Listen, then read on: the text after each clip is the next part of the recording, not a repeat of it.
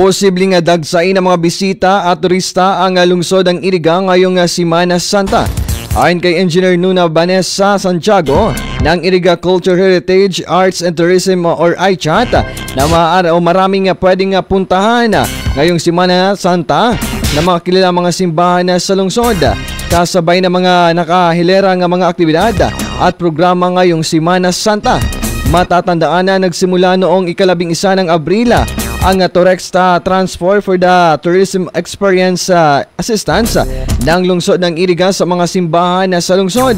Isang proyekto o programa na may layunin na makapaghanda at makapagbigay ng suporta sa mga bibisita o sa lungsod.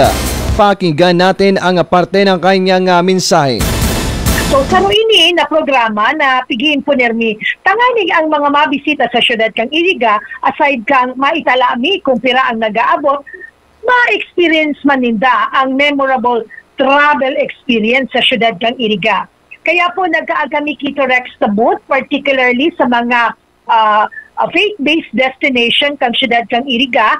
So karon ini na programa na pigin po nirmi.